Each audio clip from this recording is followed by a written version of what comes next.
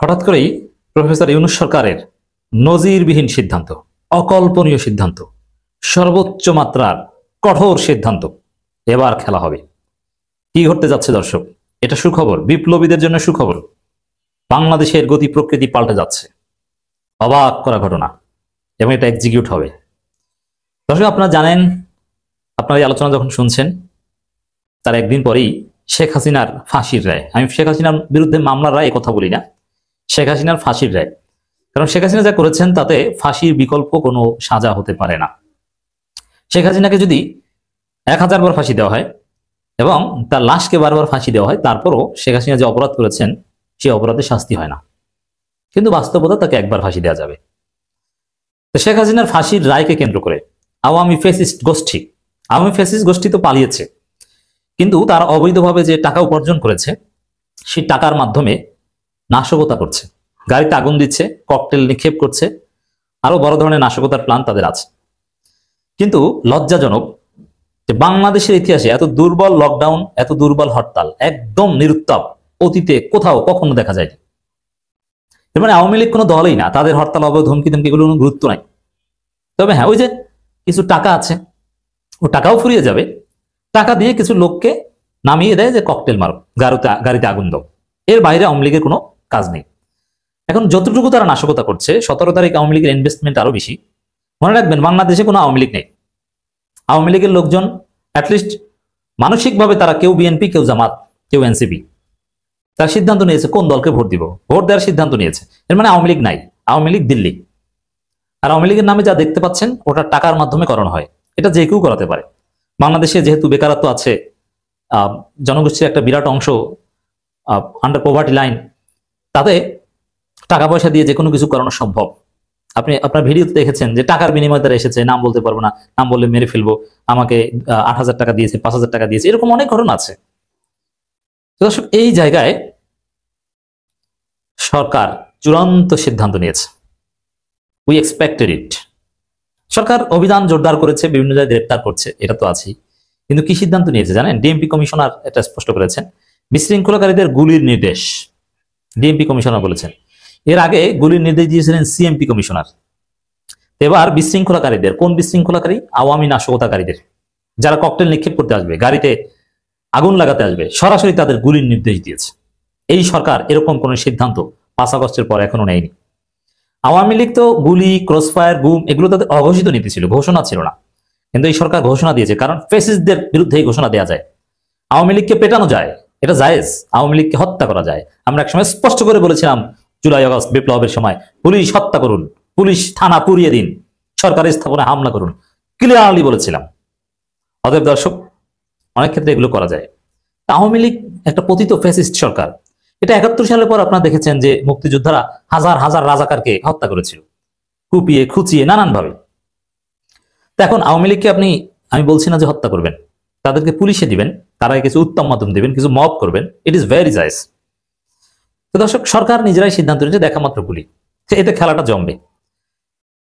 গুলির নির্দেশ, কিছু গুলি খেলে তখন কিছু এক্সাম্পল সেট হবে, তখন ওই 5000 আর 8000 টাকার যে খেলা ওটা চলবে না। 80,000 টাকা দিলেও অনেকে আসতে চাইবে না। কারণ যারা 5000 8000 টাকার বিনিময়ে আসে পলাতক নেতাদের কাছ থেকে টাকা নিয়ে, তাদের দৃষ্টিভঙ্গিটা কি দেখেন? চিন্তা করে যে ধরা না পড়লে তো বেঁচে গেলাম, 8000 টাকা পেলাম বা 5000 টাকা পেলাম। আর ধরা পড়লে আর কি, ওটা তো আওয়ামী লীগের লোকজনই ছাড়ে, এই ধরনের মামলা এক পর্যায়ে জামিন হয়ে যায়, ব্যাপার না। আর কোর্টে যখন এ বিষয়ে সাবমিশন হবে, তখন নিঃসন্দেহে যখন আপনি দেখবেন উকিল যখন সাবমিশন করবে, তখন না এই আওয়ামী লীগের লোক, তার জন্য জামিন চাওয়া, মুক্তি চাওয়ার বিষয়টা একরকমের। আর যখন উকিল বলবে, লয়ার বলবে যে না, আসলে আওয়ামী লীগ করে না, গরিব মানুষ পেটের দায়ে কিছু টাকার বিনিময়ে এই কাজটা করতে হয়, তখন কিন্তু এটা ইজিলি অ্যাভেইলেবল, খুব সহজে জামিনযোগ্য। এই দৃষ্টিভঙ্গি থেকে অনেকেই আওয়ামী লীগের কর্মসূচিতে আসতো এবং নাশকতা করতো। কিন্তু গুলি খেলে তখন আর আসবে না, তখন তার ওই 5000 8000 খায়েশ থাকবে না। এটা ডেটারেন্স হিসাবে কাজ করবে। আর বাস্তবে তো আওয়ামী লীগের কোনো কিছু অস্তিত্বই নাই। যা দেখছেন এটা যে কি 5000 এবং 8000 টাকার খেলা, এর বাইরে কিছু না। কিছু আওয়ামী লীগ, কিছু ম্যানিক ছিল, ওগুলো গ্রেপ্তার হয়ে গেছে। অচিরেই আওয়ামী মুক্ত বাংলাদেশ হবে। এবং আওয়ামী লীগের নৌকার সাধারণ ভোটাররা, এই যে বললাম, তারা অলরেডি ডিসাইডেড, কেউ আওয়ামী লীগ, কেউ বিএনপি, কেউ নানান দল করার সিদ্ধান্ত নিয়েছে। তো এটা যুগান্তকারী এবং নজিরবিহীন সিদ্ধান্ত। খবরটা একটু আমরা বিশ্লেষণ করছি। যানবাহনে অগ্নিসংযোগ ককটেল নিক্ষেপ করতে এলে গুলির নির্দেশ দিয়েছেন ঢাকা মহানগর পুলিশের কমিশনার মোহাম্মদ সাজ্জাদ আলী। এর মানে আওয়ামী ধান্দাবাজি শেষ, কিছু তো করতে পারে না, একটা ঝটিকা মিছিলও করতে পারে না, আগুন সন্ত্রাস শুরু করেছে টাকার মাধ্যমে। না, এই আগুন সন্ত্রাসীদেরকে এবার গুলি করা হবে। আর জনগণের পিটানি তো আছেই, অচিরেই দেখবেন এরকম কিছু। এই কঠিন সিদ্ধান্ত কেন? নির্বাচনকে কেন্দ্র করে আওয়ামী লীগ নির্বাচন বানচাল করার চেষ্টা করবে, একদম গুলি করে নির্বাচন বানচাল করার চেষ্টা ছুটাই দেওয়া হবে সরকারের পক্ষ থেকে। কঠিন সিদ্ধান্ত, সব ষড়যন্ত্র ব্যর্থ হবে। ইউনূসকে স্যালুট, এটা ডেফিনেটলি কথাটা বলেছেন ডিএমপি কমিশনার, কিন্তু এটা ইউনূস সরকারের সিদ্ধান্ত যে গুলি করতে হবে। অনেক মানবাধিকার কর্মী হাউকাউ করবে, কিন্তু প্রথম আলো, ডেইলি স্টার এরা আগুন সন্ত্রাস নিয়ে এখন আর কিছু বলবে না। এখন তাদের কাছে আগুন সন্ত্রাস জায়েজ। যতই হাউকাউ হোক, এরা ফেসিস্ট, এরা সন্ত্রাসী, এরা মানুষ হত্যাকারী। গাড়িতে আগুন দিয়ে মানুষ যারা পোড়ায়, মানুষের জীবন বাঁচানোর জন্য তাদেরকে গুলি করা জায়েজ। এটা মানবাধিকারের থিওরি।